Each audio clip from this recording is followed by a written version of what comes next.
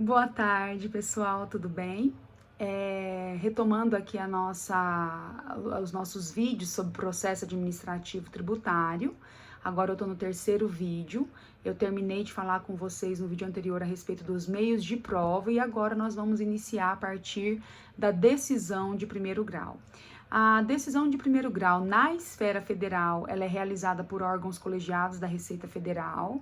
Com a criação da Receita Federal do Brasil, esses órgãos têm competência para julgar também as impugnações de contribuições previdenciárias. Então, são turmas julgadoras aí compostas por servidores fazendários.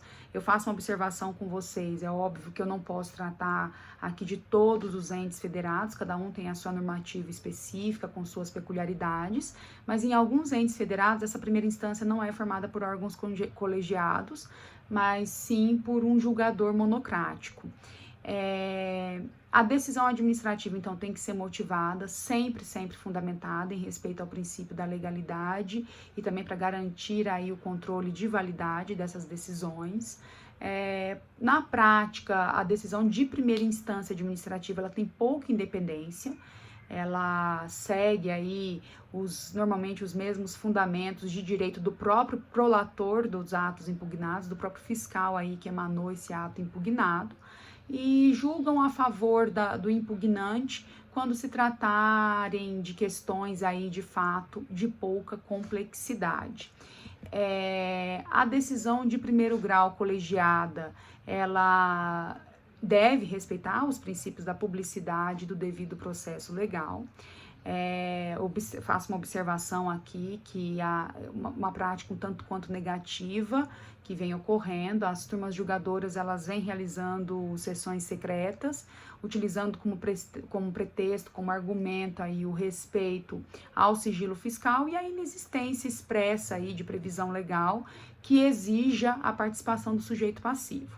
Apesar disso, caso o impugnante requeira na sua intimação para o comparecimento, requeira sua intimação para o comparecimento à sessão de julgamento, esta não pode ser negada. Se for negada, a decisão ela vai ser nula. Quanto à segunda instância administrativa, sobre os recursos e julgamento do segundo grau, em decorrência também do devido processo legal, a questão ela tem que ser, tem que existir a possibilidade dessa questão ser submetida a um reexame. Nós temos aí o recurso de ofício, que tecnicamente é melhor chamar de reexame de ofício, no caso da decisão de primeiro grau, que seja total ou parcialmente prejudicial, entre aspas, à fazenda pública. Eu falo prejudicial, entre aspas, à fazenda pública, porque são decisões aí que são contrárias a esse interesse arrecadatório, conforme o artigo 34 do decreto 70.235 de 72, essa decisão administrativa, ela não transita em julgado, e é suprida a omissão da autoridade competente se o recurso de ofício for interposto dentro do prazo do artigo 54 da Lei 9784 de 99.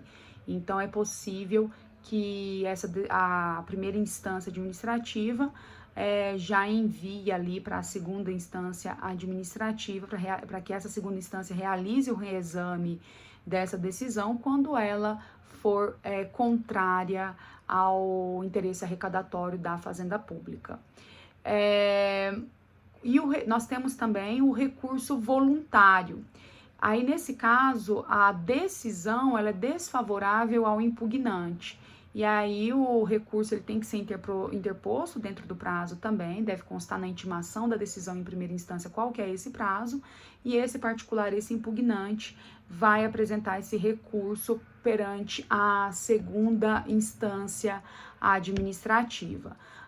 Observando que aqui no caso da segunda instância administrativa é possível a juntada de documentos e outras provas em respeito ao formalismo moderado, do princípio do formalismo moderado aqui e da verdade material que impera no âmbito administrativo. Então, é plenamente possível que esse particular junte documentos e outras provas nessa segunda instância administrativa. Sobre a competência para o juízo de admissibilidade. No âmbito federal, a competência para o juízo de admissibilidade é do órgão de segunda instância, e só esse órgão pode deixar de conhecer recurso por ser intempestivo. A súmula vinculante 21, ela determina que é inconstitucional a exigência de depósito ou arrolamento prévios de dinheiro ou bens para admissibilidade de recurso administrativo. Lembrando, então, que essa prática ela é plenamente inconstitucional. Antigamente, né, tinha algumas administrações tributárias exigiam aí um certo percentual, 30% do valor total em discussão, para que pudesse ocorrer esse recurso para a segunda instância. Hoje, a súmula vinculante 21 declara expressamente a inconstitucionalidade de qualquer exigência de depósito de dinheiros ou bens, enfim, para admissibilidade de recurso administrativo.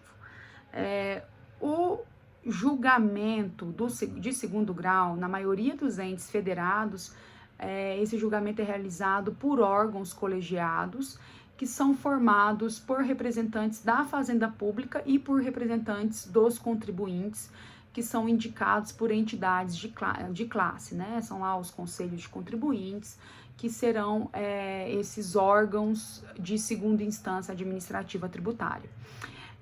No âmbito federal, o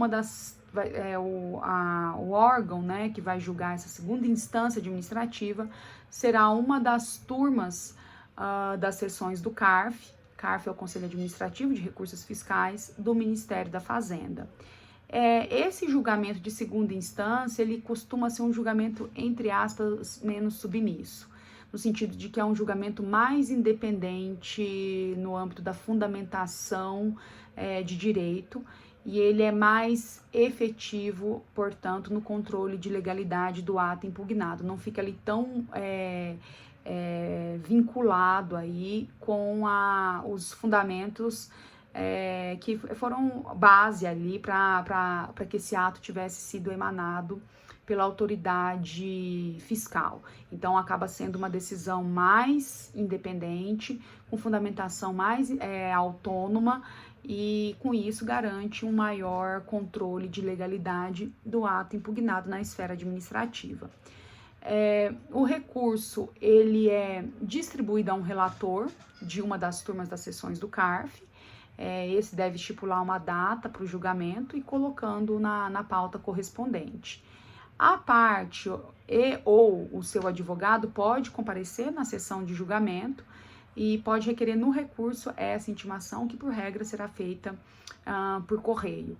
E é possível a sustentação oral. Claro que se é concedida a sustentação oral para uma parte, também será concedido em respeito ao princípio do contraditório, também para a administração apresentar a sua sustentação oral. Caso haja recurso de ofício no âmbito federal, a mera remessa dessa decisão para ratificação pela segunda instância, o sujeito passivo ele não é intimado para apresentar contrarrazões ou outras formas de defesa, porque nesse caso, lembrando, a decisão ela é favorável a esse particular e contrário ao interesse arrecadatório da administração. A gente tem ainda, precisa falar um pouquinho ainda sobre os recursos excepcionais, recursos a instâncias especiais. É possível o recurso para a Câmara Superior dos Recursos Fiscais, que é um órgão colegiado composto de membros do CARF. É um recurso cabível conforme a Lei 11.941 de 2009, caso haja divergência entre as turmas ou câmaras do CARF, e com isso esse recurso objetiva uniformizar a jurisprudência do órgão, garantindo maior segurança jurídica às decisões. E pode ser interposto tanto pelo sujeito passivo ou pela Fazenda Pública. Quando? Sempre que haja divergência entre as turmas ou câmaras do CARF a respeito daquela matéria. Antes da Lei 11.941 de 2009, tinham ainda o recurso dirigido ao Ministro da Fazenda, para o caso de reforma de acórdãos do CARF desprovida de fundamentação e muitas vezes por razões políticas que ocorria esse recurso. Recurso especial privativo do procurador, cabível no caso de decisão não unânime de segunda instância, e o recurso voluntário do contribuinte em face da decisão que dava provimento à remessa de ofício. Esses 3 recursos foram extintos pela Lei 11.941 de 2009. Sobre o voto de qualidade, é importante falar aqui, prestem bastante atenção nesse detalhe, o voto de qualidade até 2020, a legislação federal previa esse voto para o caso de necessidade de desempate de julgamento em órgão colegiado, e aí o presidente do órgão votava 2 vezes. Na maioria das vezes, o desempate acabava sendo em favor da Fazenda Pública. E, em decorrência disso, por entender que feria aí o devido processo legal, a Lei 13.988 de 2020, no seu artigo 19e, dispôs que em caso de empate prevalecia o resultado favorável ao sujeito passivo. Então a situação mudou, inverteu. Quando antes o desempate acabava acontecendo em favor da Fazenda Pública, com a eliminação desse voto de qualidade, em caso de empate prevaleceria o resultado favorável ao sujeito passivo. Com isso, houveram várias ADIs discutindo a Lei 13.988 de 2020, declarando que, buscando, na verdade, a declaração da inconstitucionalidade material, porque essa lei violaria o interesse público e presunção de validade do ato administrativo e formal. Afinal, a extinção do voto de qualidade não existia na medida provisória que deu origem a tal lei. E o entendimento doutrinário é que a cobrança de tributo, primeiro, não decorre de sanção por ato ilícito. Nem todo ato tem presunção de validade. No caso do lançamento, essa presunção só ocorre depois da inscrição individativa, é importante recordar isso. E a lei, ela trata sobre transação e a extinção do voto de qualidade acaba sendo um assunto correlato. Tu precisava trazer lá esse aspecto na medida provisória, tendo em vista que é um assunto que tem relação aí com a transação. Apesar dessas posições, dessas fundamentações bastante coerentes aí da doutrina a respeito,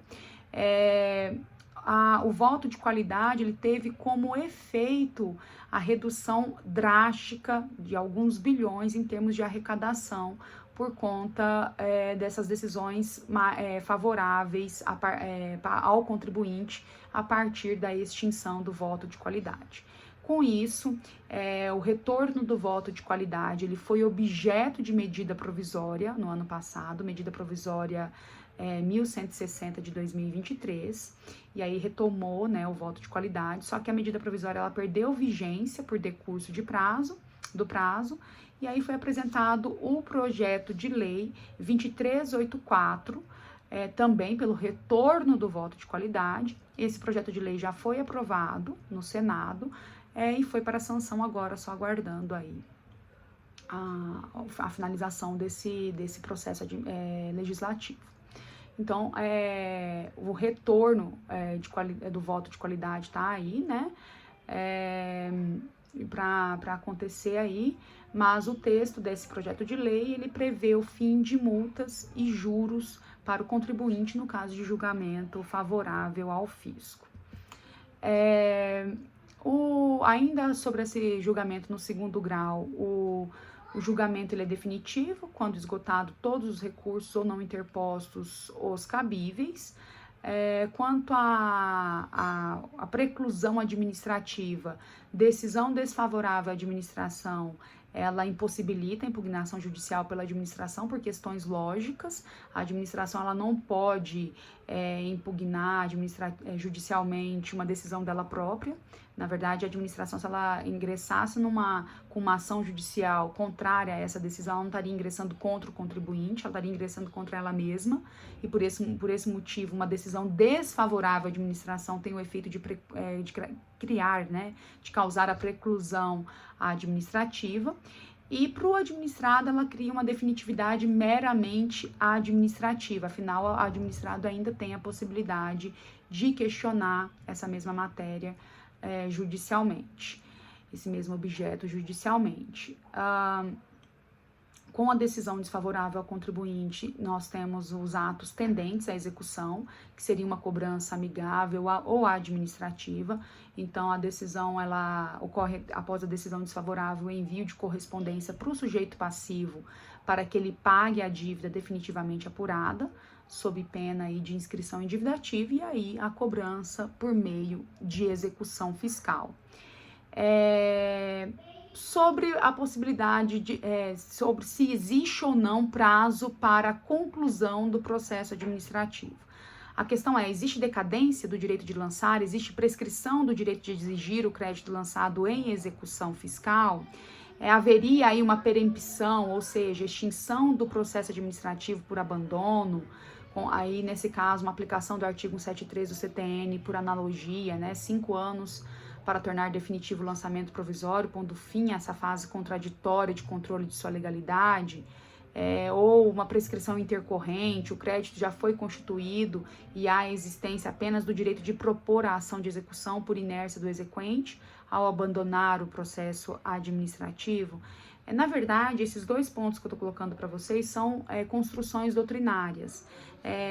A doutrina desconfortável com essa ausência de prazo para concluir esse processo administrativo entendia parte da doutrina que poderia haver uma perempção, ou seja, a extinção do processo administrativo por abandono, e aí aplicaria o artigo 173 do CTN, teria que depois do lançamento provisório ali e com o início desse processo administrativo, 5 anos para tornar definitivo o lançamento provisório, então 5 anos para esse processo administrativo se finalizar, e aí pondo fim a essa fase contraditória de controle de legalidade desse ato administrativo, e parte da doutrina entenderia que haveria uma prescrição intercorrente. O crédito já teria sido constituído lá, antes dessa impugnação e do processo administrativo, e haveria, sim, decorrido o prazo de 5 anos, a extinção do direito de propor ação de execução por inércia desse exequente ao abandonar esse processo administrativo, deixando ali, de agir de ofício, deixando de concluir esse processo administrativo. Seria uma extinção dessa pretensão aí, portanto, do crédito também, no caso do direito tributário, por não exercer, não propor a sua execução fiscal. A verdade é que, apesar de serem argumentos bastante fundamentados, coerentes por parte da doutrina, o STF ele já deixou implícito o entendimento pela inexistência do prazo para a conclusão do processo administrativo. Por quê? Por ausência de previsão legal, e não é o caso que admite aí uma interpretação analógica de outros artigos que tratam de decadência ou prescrição tributária. Então, precisaria, para haver aí o prazo para a conclusão do processo, teria que haver uma previsão legal expressa a respeito.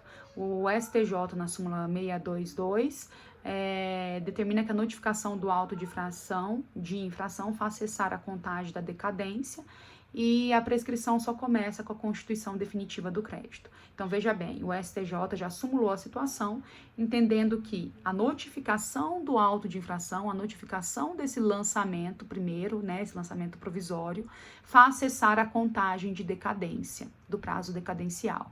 A partir dali, começa o prazo para o particular ou pagar ou impugnar.